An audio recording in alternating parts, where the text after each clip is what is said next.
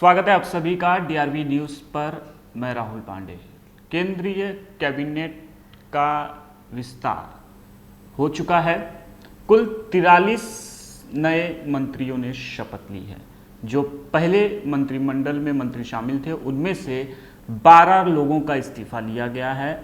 इन 12 लोगों में सबसे बड़ा नाम रविशंकर प्रसाद, जो आईटी और कानून मंत्री थे, उनका इस्तीफा लिया गया है। इसके अलावा डॉक्टर हर्षवर्धन, जो स्वास्थ्य मंत्री थे, कहीं ना कहीं कोरोना की दूसरी लहर उन पर भारी पड़ते नजर आई।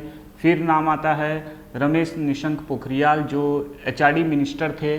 वो कोरोना की दूसरी लहर के दौरान 1 महीने तक भर्ती थे। इस वजह से हो सकता है कि रमेश निशंक पोखरियाल को भी मोदी की कैबिनेट के से जो है बाहर का रास्ता दिखा दिया है। इसके अलावा संतोष गंगवार बड़े मंत्री थे मोदी सरकार में, उन पर योगी सरकार के खिलाफ जो उन्होंने चिट्ठी लिखी थी वो कहीं ना कहीं भारी पड़ते हुए नजर आ रही है। कुल मिलाकर 12 मंत्रियों का इस्तीफा लिया गया है और 43 नए चेहरे जो हैं शामिल किए गए हैं। इन 43 में से 4 चेहरे जो हैं महाराष्ट्र से हैं।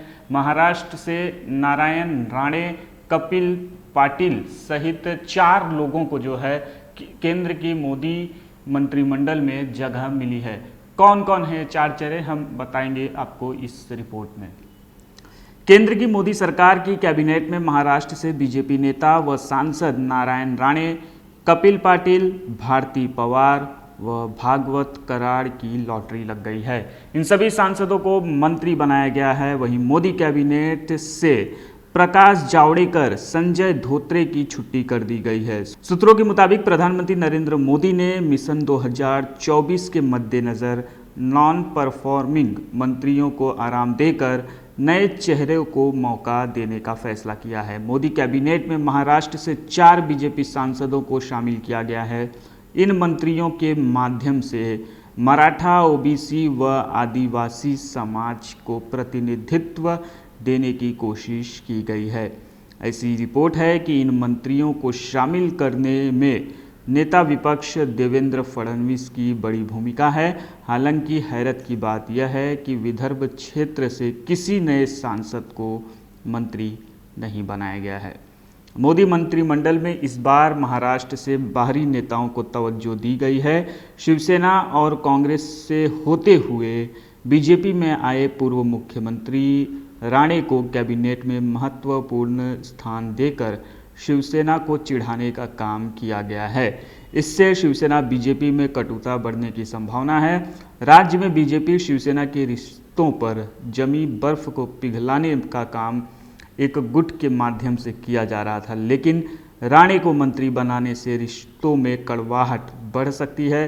राणे को कोंकण का प्रतिनिधित्व करने के कारण पर्यटन विभाग का कार्यभार सौंपे जाने की प्रबल संभावना है। नारायण राणे महाराष्ट्र के पूर्व मुख्यमंत्री रह चुके हैं। उनका राज्य के कोंकण क्षेत्र में दबदबा है। उनका उपयोग बीजेपी राणे को केंद्रीय मंत्री बनाकर इनका इस्तेमाल मुख्यमंत्री उद्धव ठाकरे के खिलाफ कर सकती है। अगले साल बीएमसी चुनाव में राणे की भूमिका अहम हो सकती है। कपिल पाटिल की बात करें तो कपिल ठाणे के भिवंडी क्षेत्र से सांसद हैं। साल 2014 में उन्होंने बीजेपी का दामन थाम लिया। ठाणे मनपा के चुनाव को देखते हुए कपिल पाटिल पर भारी जिम्मेदारी होगी। बीजेपी पाटिल का इस्तेमाल एकनाथ शिंदे को चुनौती देने के लिए करेगी। वहीं भारती पवार की बात करें तो डॉक्टर भारती पवार नासिक से युवा आदिवासी चेहरा हैं। वे डिंडोरी से सांसद हैं। उपयोग उनका पीएम मोदी ने डॉक्टर भारती पवार को केंद्रीय मंत्रिमंडल में शामिल कर पार्टी के आदिवासी वोट बैंक को मजबूत करने की कवायद की है। वहीं भागवत कराड़ की बात करें तो वे बीजेपी के राज्य सांसद हैं। वे वंजारा ओबीसी से आते हैं, पेशे से डॉक्टर हैं। भागवत कराड़ को केंद्रीय मंत्रिमंडल में शामिल कर बीजेपी ने महाराष्ट्र में ओबीसी समाज को प्रतिनिधित्व देने की कोशिश की है। फिलहाल के लिए इस खबर में इतना ही। इससे जुड़ी हर अपडेट हम आप तक पहुंचाते रहेंगे। बने रहिए डीआरवी न्यूज़ के साथ। नमस्कार।